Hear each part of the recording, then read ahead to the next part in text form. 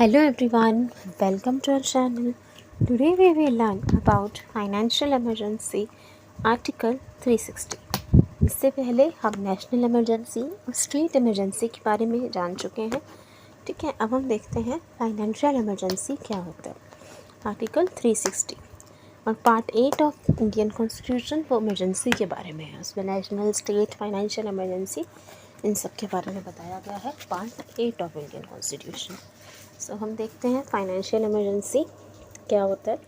Meaning of financial emergency: when the financial stability of India और any part of its territory is threatened the president proclaims financial emergency. Financial emergency मतलब वित्तीय आपातकाल।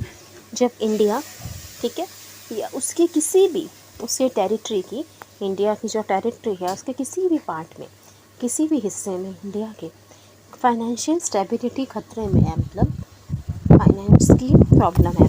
ठीक है, financial stability अगर खतरे में है इंडिया के या उसके किसी भी पार्ट में, तो प्रेसिडेंट फाइनेंशियल इमरजेंसी की घोषणा कर सकते हैं, वित्तीय आपातकाल लगा सकते हैं। घोषणा इसकी, प्रोक्लेमेशन इसका प्रेसिडेंट ही करेंगे।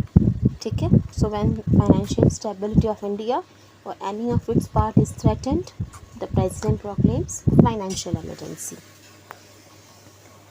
फाइनेंशियल इमरजेंसी के लिए अप्रूवल चाहिए। Financial emergency requires approval from both the houses of the parliament within 2 months of its proclamation.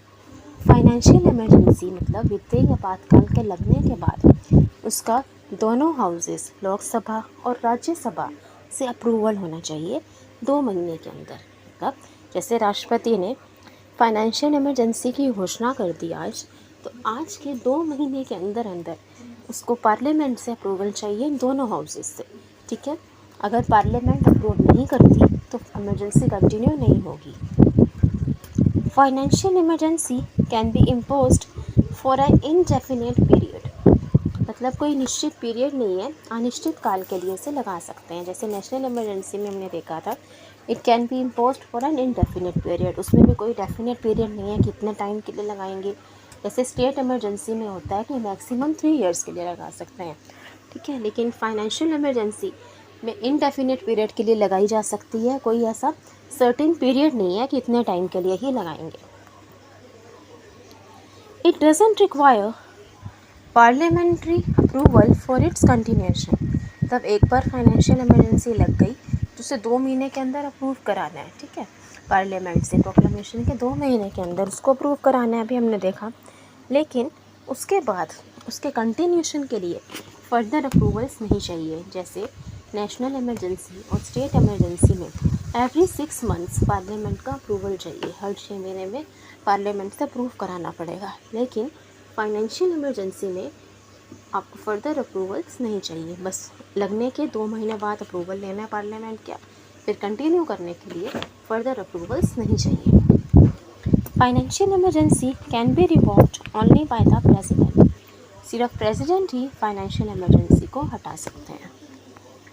Effects of national financial emergency, अब इसके क्या क्या प्रभाव पड़ते हैं इकोनॉमी पे, ये देखते हैं।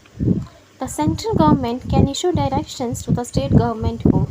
इमरजेंसी के टाइम, फाइनेंशियल इमरजेंसी के टाइम क्या होगा कि सेंट्रल गवर्नमेंट, केंद्रीय सरकार राज्य सरकार से ज़्यादा पावरफुल हो जाती है उस टाइम पे, और सेंट्रल गवर्नमेंट डायरेक्शंस दे सकती है, स्टेट गवर्नमेंट को निर्देश दे सकती है कि reduction of salary and allowances of person serving the state. जो लोग स्टेट में, स्टेट गवर्नमेंट के लिए काम कर रहे हैं, तो उनकी सैलरी कम कर दी जाए, अलाउंसेस कम कर दी जाए, या कहीं पर सैलरी रोक भी सकते हैं, क्योंकि उसमें देश के पास, राज्य के पास पैसों का संकट है ना, फाइनेंशियल स्टेबिलिटी नहीं है, फाइनेंस की कमी है, तो उस टाइम पे सैलरी को होल्ड किया जा सकता है या रिड्यूस किया जा सकता है। The reservation of money bill and financial bill for reconsideration bye the president.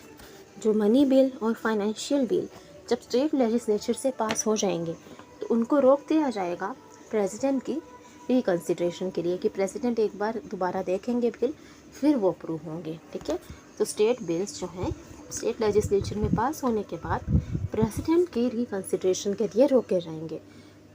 Financial emergency में मतलब सेंट्रल गवर्नमेंट ऐसी डायरेक्शन दे सकती है स्टेट गवर्नमेंट की, आप सैलरी रिड्यूस करो अपनी एम्प्लॉयज़ की, बिल्स को होल्ड करो रिकन्सिडरेशन के लिए प्रेसिडेंट की।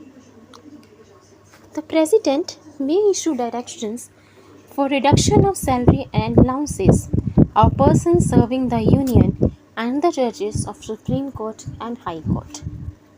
प्रेसिडेंट यूनियन गवर्नमेंट को भी ये निर्देश दे सकते हैं फाइनेंशियल इमरजेंसी में। ये जो यूनियन गवर्नमेंट को सर्व कर रहे हैं, सेंट्रल गवर्नमेंट को सर्व कर रहे हैं जो एम्प्लॉयज़, उनकी भी सैलरी अलाउंस रिड्यूस कर देंगे। ठीक है, जो उनको तनख्वाह और जो भत्ता दिया जाता है रिटायरमेंट अलाउंस, महंगाई भत्ता, तो उसको उस टाइम पे रिड्यूस कर दिया जाएगा। और जजेस of supreme court, high court, उनके भी सैलरी और अलाउंसेस रिड्यूस करने का निर्देश प्रेसिडेंट मतलब राष्ट्रपति दे सकते हैं केंद्रीय सरकार को। ठीक है, इमरजेंसी के टाइम पे। During financial emergency the centre requires full control over states in financial matters. तो जितने भी फाइनेंशियल मैटर्स हैं, पैसों से जुड़े हुए जो मैटर्स हैं, उसमें जो सेंट्रल गवर्नमेंट है उसका पूरा कंट्रोल आ जाता है स्टेट्स पे। ठीक है, centre requires full control over states. Financial emergency has never been imposed in India. अगर कोई पूछे कि फाइनेंशियल इमरजेंसी इंडिया में कितनी बार लगाई हुई है, तो एक भी बार नहीं। फाइनेंशियल इमरजेंसी इंडिया में अभी तक एक भी बार नहीं लगी, जो कि बहुत अच्छी बात है। तो एक बार फिर से रिवीजन कर लेते हैं फाइनेंशियल इमरजेंसी का। When the financial stability of India or any of its part is threatened, president proclaims financial emergency। ठीक है, जब भारत के किसी भी राज्य या भारत की वित्तीय संकट आएगा, फाइनेंशियल स्टेबिलिटी खतरे में होगी, तो राष्ट्रपति फाइनेंशियल इमरजेंसी वित्तीय आपातकाल की घोषणा कर देंगे। फाइनेंशियल इमरजेंसी के लिए 2 महीने के अंदर पार्लियामेंट से अप्रूवल चाहिए। ठीक है, ये इंडेफिनेट पीरियड के लिए लगती है, कोई निश्चित काल नहीं है, कोई डेफिनेट पीरियड नहीं है कितने टाइम के लिए लगानी है। फाइनेंशियल इमरजेंसी को कंटिन्यू करने के लिए फर्दर अप्रूवल नहीं चाहिए, इसको सिर्फ प्रेसिडेंट ही हटा सकते हैं। इसका इफेक्ट क्या होता है, सेंट्रल गवर्नमेंट ज़्यादा पावरफुल हो जाती है। सेंट्रल गवर्नमेंट स्टेट गवर्नमेंट को ये डायरेक्शन दे सकती है कि वो अपनी एम्प्लॉयज़ की सैलरी और अलाउंस रिड्यूस करे, और जो मनी बिल्स और फाइनेंशियल बिल्स है वो प्रेसिडेंट की रिकन्सिडरेशन के लिए होल्ड किए जाएं। प्रेसिडेंट यूनियन को भी ये डायरेक्शन दे सकते हैं कि उनकी एम्प्लॉयज़ की सैलरी और अलाउंसेस को रिड्यूस कर दिया जाए, कम कर दिया जाए। ठीक है, फाइनेंशियल इमरजेंसी के टाइम पे सेंट्रल गवर्नमेंट मोर पावरफुल हो जाती है ज़्यादा, और फाइनेंशियल मैटर्स पे पूरा कंट्रोल ले लेती है। फाइनेंशियल इमरजेंसी आज तक इंडिया में एक भी बार नहीं लगी। Okay, thank you. Thanks for watching.